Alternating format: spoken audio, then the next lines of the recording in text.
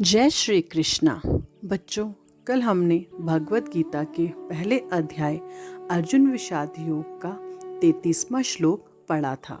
आज हम भगवत गीता के पहले अध्याय अर्जुन विषाद योग का 34वां श्लोक पढ़ने जा रहे हैं। इससे पहले श्लोकों में हमने पढ़ा था कि धृतराष्ट्र ने संजय से पूछा कि युद्ध भूमि में क्या हो रहा है, और संजय ने बताया कि उनका बेटा दुर्योधन पांडवों की सेना को देखकर परेशान हो गया है।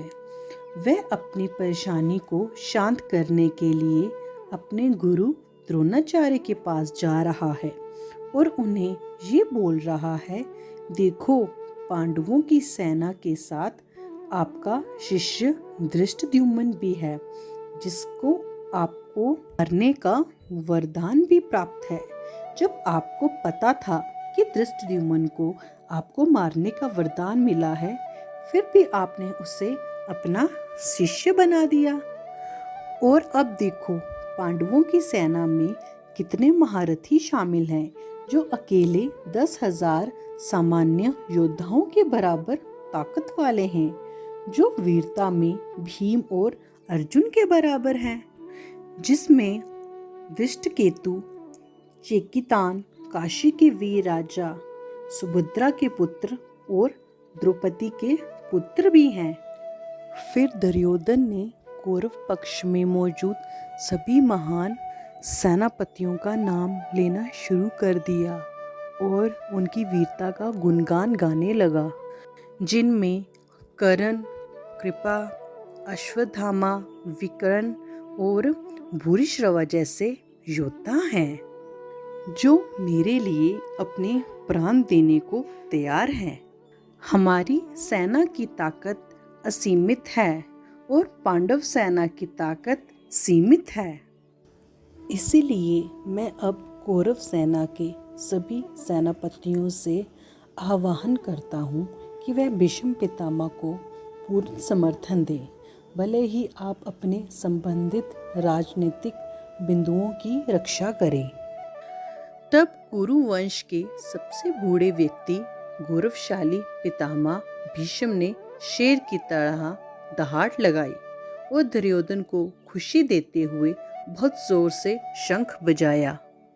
उसके बाद शंख, नगाड़े, बिगुल, तुरही और सिंह अचानक बज पड़े और उनकी संयुक्त ध्वनि जबरदस्त थी। तब पांडव सेना के बीच से सफेद घोड़े द्वारा खींचे जाने वाले शानदार रथ पर बैठे माधव और अर्जुन ने अपने दिव्य शंख बजाए। ऋषिकेश ने अपना शंख बजाया, जिसे पंचजन्य कहा जाता था, और अर्जुन ने देवदत्त शंख बजाया।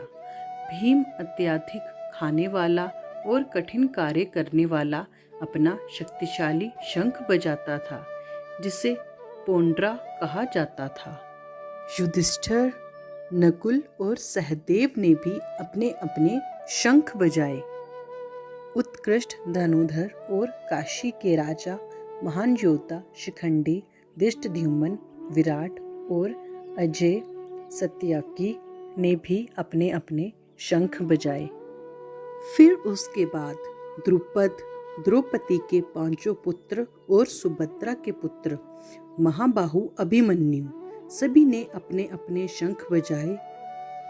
हे धृतराष्ट्र, वह भीषण ध्वनि आकाश और पृथ्वी पर गरज उठी और आपके पुत्रों के हृदय विदीर्ण हो गए।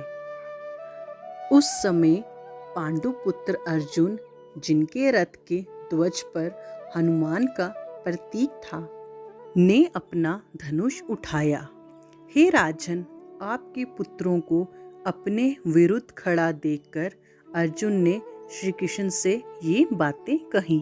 फिर अर्जुन ने कहा, हे अच्युत, कृपा मेरे रथ को दोनों सेनाओं के बीच ले जाएं, ताकि मैं युद्ध के लिए तैयार योद्धाओं को देख सकूं, जिनसे मुझे इस महान युद्ध में लड़ना होगा। मैं उन लोगों को देखने की इच्छा रखता हूँ, जो धृतराष्ट्र के दुष्ट चित्त पुत्र के पक्ष में लड़ने के लिए उसे प्रसन्न करने की इच्छा से यहाँ आए हैं। संजय ने कहा, हे धृतराष्ट्र, निद्रा विजेता अर्जुन द्वारा इस प्रकार संबोधित किए जाने पर श्री कृष्ण ने दोनों सेनाओं के बीच में भव्य रथ खींचा। भीष्म, द्रोणाचार्य और अन्य सभी राजाओं की उपस्थिति में श्री कृष्ण ने कहा, हे पार्थ, देखो ये कौरव यहाँ एकत्रित हुए हैं। वहाँ अर्जुन दोनों सेनाओं में अपने पिता, दादा, शिक्षक, मामा, भाई, चचेरे भाई, बेटे, भतीजे, पोते, पोतियों, दोस्तों, ससुर और शुभ चिंतकों को तैनात देख सकते थे। अपने सभी रिश्तेदारों को वहां उपस्थित देखकर कुंती के पुत्र अर्जुन करुणा से अभिभूत हो गया और गहरे दुख के साथ उसका मन सवालों से भर गया। अर्जुन ने कहा, हे कृष्ण, अपने ही रिश्तेदारों को यहाँ युद्ध के लिए तैयार और एक दूसरे को मारने का इरादा देखकर मेरे अंग शिथिलिन हो रहे हैं और मेरा मुंह सूख रहा है। मेरा पूरा शरीर कांप उठता है, मेरे रोंगटे खड़े हो जाते हैं, मेरा धनुष गांडीव मेरे हाथ से छूट रहा है और मेरी त्वचा जल रही है। मेरा मन असमंजस में है और भ्रम में घूम रहा है। मैं अब खुद को स्थिर रखने में असमर्थ हूँ। हे कृष्ण, केशी राक्षस के हत्यारे, मैं केवल दुर्भाग्य के लक्षण देखता हूँ। मुझे नहीं लगता कि इस लड़ाई में अपने ही रिश्तेदारों को मारने से कोई फायदा होगा। हे कृष्ण, मुझे विजय, राज्य या उससे मिलने वाली खुशी की इच्छा नहीं है। राज्य, सुख, यहाँ तक कि जीवन से भी क्या लाभ होगा जब वह ही व्यक्ति जिनके लिए हम उनका लालच करते हैं, युद्ध के लिए हमारे सामने खड़े हैं। तो आओ शुरू करें भागवत गीता के पहले अध्याय अर्जुन विषाद योग का 34वां श्लोक। आचार्यः पित्रा पुत्रा तथैव च पितामहः मातुलः श्वशुराः पुत्राः श्यालाः संबंधिनास्तथा। इस श्लोक में आचार्यः का अर्थ है शिक्षक, पित्रा का अर्थ है पिता, पुत्रा का अर्थ है पुत्र, तथा का अर्थ है भी, इव का अर्थ है सचमुच, चा का अर्थ है भी, पितामह का अर्थ है पितामह, मातुलहा का अर्थ है मामा, श्वशुरा का अर्थ है ससुर, पोत्रा का अर्थ है पोता, श्याला का अर्थ है साले, संबंधिना का अर्थ है स्वजन, तथा का अर्थ है भी।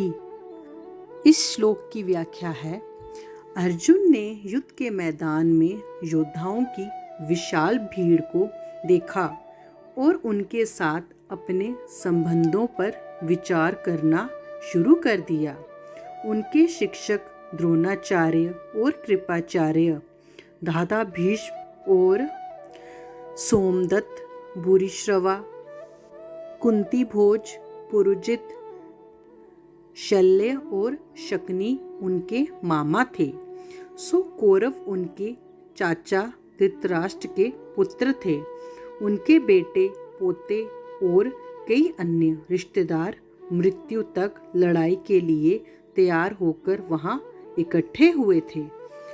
तो बच्चों, यहाँ ख़त्म होता है हमारा आज का 34वां श्लोक। कल हम इससे आगे पढ़ेंगे। जय जय श्री राधे।